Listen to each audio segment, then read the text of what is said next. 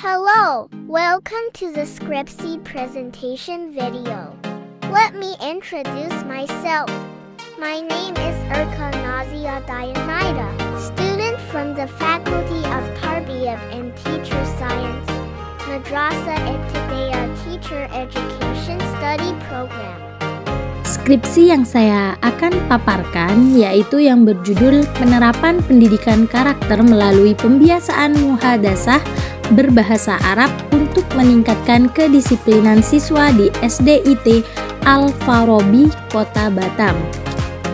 Konteks penelitian ini yaitu dengan penanaman pendidikan karakter untuk menjadikan seseorang memiliki kepribadian yang baik dalam kesehariannya. Pendidikan karakter bisa dilakukan dengan pembiasaan dalam kesehariannya, dimulai sejak dini untuk menumbuhkan kebiasaan-kebiasaan baik untuk membentuk karakter yang baik. Dan melalui proses pendidikan yang disebut membangun watak atau disebut juga membina karakter. Pembinaan karakter yang tanpa kita sadari telah bisa melakukan kedisiplinan, tanggung jawab, hormat dan patuh, memiliki jiwa Islami. Nah, sekolah bila ingin menghasilkan peserta didik yang berkarakter, maka sekolah menyiapkan wadah untuk membentuk karakter tersebut. Persoalan pentingnya pendidikan karakter dalam sistem pendidikan nasional belakangan ini sering diangkat sebagai topik bahasan di berbagai seminar nasional. Pada umumnya, sekaligus berisi kritik terhadap pendidikan yang selama ini lebih mengutamakan pengembangan kemampuan intelektual, akademis, dan kurang perhatian aspek yang sangat fundamental, yaitu pengembangan karakter atau watak.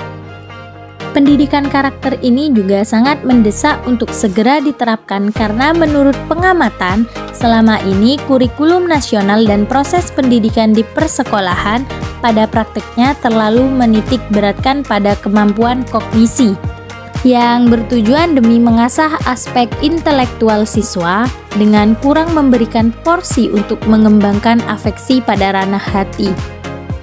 Penguatan pendidikan moral atau pendidikan karakter dalam konteks sekarang sangat relevan untuk mengatasi krisis moral yang sedang melanda di negara kita. Fokus penelitian kali ini ada dua, yaitu yang pertama, bagaimana tahapan dan pelaksanaan penerapan pendidikan karakter melalui pembiasaan muhadasah berbahasa Arab untuk meningkatkan kedisiplinan siswa di SDIT Al-Farabi, Kota Batam. Yang kedua yaitu apa faktor pendukung dan penghambat dalam penerapan pendidikan karakter dengan muhadasah berbahasa Arab untuk meningkatkan kedisiplinan siswa di SDIT Al-Farabi, Kota Batam. Tujuan penelitian pada skripsi ini yaitu yang pertama mendeskripsikan tahapan dan pelaksanaan mengenai penerapan pendidikan karakter melalui pembiasaan muhadasah berbahasa Arab untuk meningkatkan kedisiplinan siswa di SDIT Al-Farabi, Kota Batam. Yang kedua yaitu mendeskripsikan faktor pendukung dan faktor penghambat dalam pendidikan karakter dengan muhadasah berbahasa Arab untuk meningkatkan kedisiplinan siswa di SDIT Al-Farabi, Kota Batam. Metode penelitian ini menggunakan pendekatan kualitatif dengan jenis penelitian studi kasus, kemudian teknik pengumpulan data menggunakan metode observasi, wawancara, dan dokumentasi. Kemudian teknik analisis data yang digunakan adalah analisis data lapangan model Miles dan Huberman yang meliputi 1. Pengumpulan data, kemudian 2. Reduksi data, 3. Penyajian data, dan keempat penarikan kesimpulan. Nah, menggunakan metode keabsahan data menggunakan triangulasi sumber dan triangulasi teknik. Pokok pembahasan yang pertama yaitu mengenai tahapan pendidikan karakter melalui pembiasaan muhadasah berbahasa Arab untuk meningkatkan kedisiplinan siswa di SDIT Al-Farabi, Kota Batam. Nah, pendidikan karakter itu sendiri di SD IT Al-Farabi, Kota Batam dilaksanakan melalui yang pertama, pengetahuan moral, dan yang kedua, perasaan moral, dan yang ketiga, pelaksanaan moral. Kepala sekolah menggunakan pengetahuan sebagai awal tindakan untuk memberi pengetahuan moral melalui salah satu cara memasang beberapa slogan yang terpasang di sudut ruangan. Hal ini juga keinginan lembaga sekolah dari pendidik maupun peserta didik dapat mengingat terus melakukan kebaikan yang melalui interaksi untuk memberi nasihat, berbuat kebaikan dengan perasaan moral. Nah, kemudian pendidikan karakter ini tidak hanya di lingkungan sekolah, tetapi juga diperlukan di dalam kelas. Hal kebaikan ini jika dilakukan secara terus-menerus akan menumbuhkan kebiasaan-kebiasaan atau habit yang baik dan melakukan hal-hal yang bermoral. Dari ketiga penerapan tersebut, hal yang diperlukan agar peserta didik yang terlibat dalam sistem pendidikan tersebut sekaligus dapat memahami, merasakan, menghayati, dan mengamalkan nilai-nilai kebaikan. Penerapan tersebut akan berjalan dengan lancar dan baik. Pembahasan yang kedua yaitu tentang pelaksanaan penerapan pendidikan karakter melalui pembiasaan muhadasah berbahasa Arab.